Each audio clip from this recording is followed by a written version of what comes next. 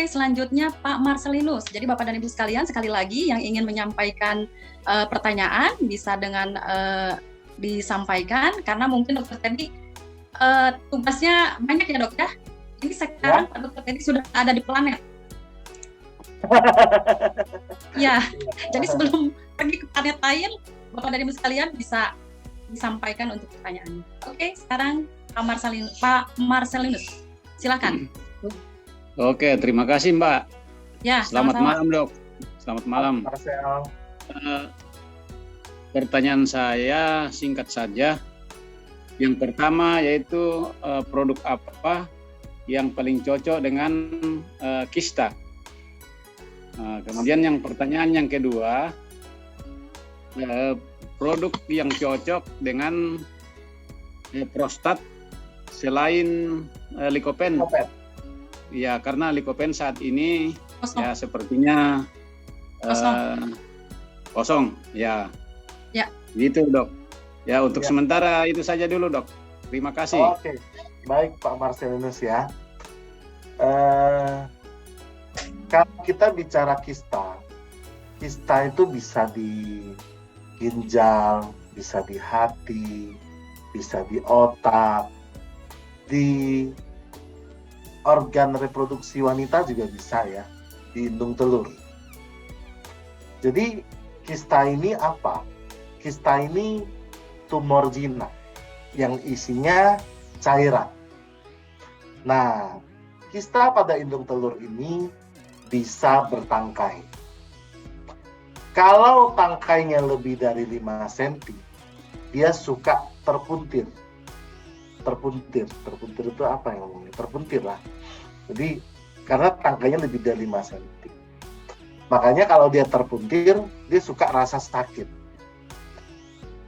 Di mana letaknya? Mohon maaf Dok, tadi apa terpuntir? Terpuntir apa itu? Ya. Terpuntir itu apa ya? Terpuntir, terputar. Oh, terpelit itu. Terpelintir. Terpelintir.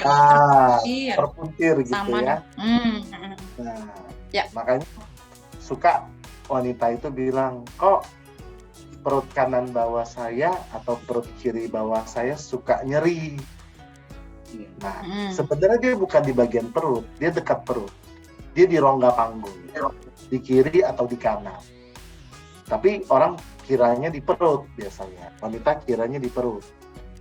Nah, kista ini berbahaya tidak? Tidak. Dia tumor jinak. Kalau tumor jinak itu tidak akan menyebabkan kematian, tetapi ketidaknyamanan atau membuat fungsinya jadi tidak betul. Ketidaknyamanannya apa? Nyeri. Fungsinya jadi tidak betul apa? Mensnya nggak teratur lah, nggak susah punya anak. Nah, akhirnya kan indung telur kan menghasilkan telur. Karena ada kista, jadi dia nggak bisa menghasilkan telur. Nah, oleh karena itu, pada wanita yang punya kista, kita bisa atasi dengan, kalau di pengobatan barat, biasanya disarankan operasi.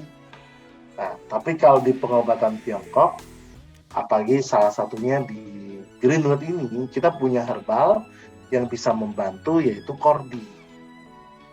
Citosan kordi, ya mirip dengan pengobatan kanker pada umumnya dengan produk Greenwood. Jadi citosan kordi ini juga sama, dia akan melawan tumor ini, walaupun dia jinak, nggak ganas. Nah, jadi citosan kordi kalau bisa tambah bebekon lebih bagus gitu. Nah, dengan kita mengkonsumsi ini, biasanya kistanya itu akan pecah dan keluar bersama dengan darah menstruasi. Jadi kalau tandanya biasanya dia mens segini, kok hari ini lebih banyak mensnya, jangan-jangan kistanya memang pecah dengan bantuan minum citosan dan kordi gitu. Kalau bisa tambah bebekon lebih bagus lagi. Begitu ya Pak Marcelinus ya. Itu iya Dok. Kedua tentang prostat. Prostat ya. itu hanya dimiliki oleh laki-laki. Perempuan tidak ada. Ada di antara saluran kencing. Ya, dok. Ini adalah kandung kemih. Pas kita rasa penuh, kita mau kencing. Nah, keluarlah saluran di sini kan ke penis. Nah, di sini ada prostat. Itu wajar, itu ada pada penuh. Pada saat prostat ini mengalami gangguan, dia akan membesar. Apa penyebabnya membesar? Itu karena gangguan hormon. Hormon testosteron pada pria. Kenapa bisa terganggu? Karena kolesterol tinggi. Jadi orang prostat, karena dia seorang pria, dia punya prostat, kolesterolnya tinggi, mengganggu metabolisme hormon prianya, terjadilah pembesaran prostat. Makanya kalau orang prostatnya membesar, tantangannya jangan makan yang berkolesterol tinggi. Nah, apa saja yang bisa membantu? Pertama, chitosan. Chitosan itu berfungsi sebagai detox untuk kolesterolnya sendiri. Dan juga dibantu dengan kordi, dia mengurangi pembengkakan.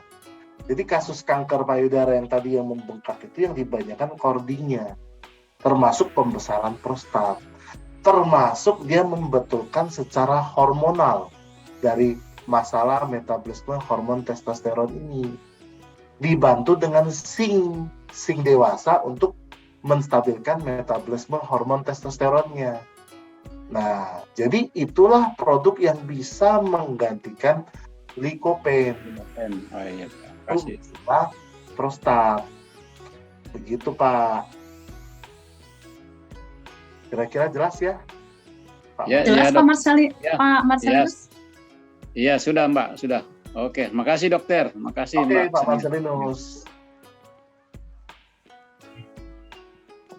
Oke, terima kasih Pak Marcelinus.